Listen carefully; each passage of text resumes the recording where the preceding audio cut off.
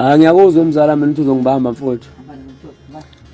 Mina umzala bengihlale nguhlonipha nje mfowethu ngathi umzala uzalo andi kodwa musuza ngaloshuni loyo bhuti hayi. Khululeka mfowethu ufike ekhaya. Kuwukuthi awucacisanga ngoba ngani uzongibamba kungixhawula noma uzongibamba ngayiphi indlela. Ngoba angiboni khona okunye ongangibamba ngakho mhlawumbe ngabe ayikho nje ukungixhawula. Ubese ungitshela futhi ukuthi ngubhuti kuwe. Noma ngiyensizwa kunawe ungangitshela into ongitshela yona ngizongibamba kwenze ngiyazi ongijwayela kabi wena. Mina ngiyakuhlonipha. Umzala ngathi sekunokujwayelana kabi lapha. Mzala usungijwayela kabi kwangempela nje. Uyazi ukuthi mina ngihlonipha into eyodwa la kubasikandi mina ukuthi ukhaliwe. Wenza into ebehlukile edlula bonke ontanga yeni zonke izishiphi lezi. Njoba wona uzothi mina ngumkhova kaManqele mina ngakhova le into le amabhamuza ngehlathi angakhova mina. Ungijwayela kabi. Funa wazi ukuthi isigwebo nje ungijwayela kabi kwangempela nje futhi. Uyabona?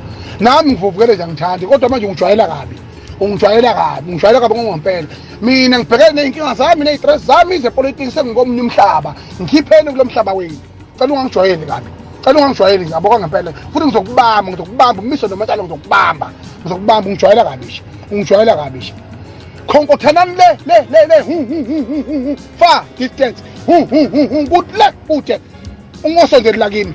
Wena ujwayele njalo wena sigwebo ukuthi ufike ukhuluma udoti bese ugijimile kwenza amavidiyo uthi abantu bangabi serious kuyadlala uthini mawuthi kumkhathazi yena umshaya lapha oyishambe wese ebaleka ethu esontweni kodwa egahlithe manje ke wena wenzanike wena ufike wena usuke la abanumzana abafana nathi igawuzu 4 wena ngesigaba sodwa usubona ukuthi ungabala amagabele esihlangu sika baba. Uthi isihlobo sami mina nginendaba mina kunasihlobo empini.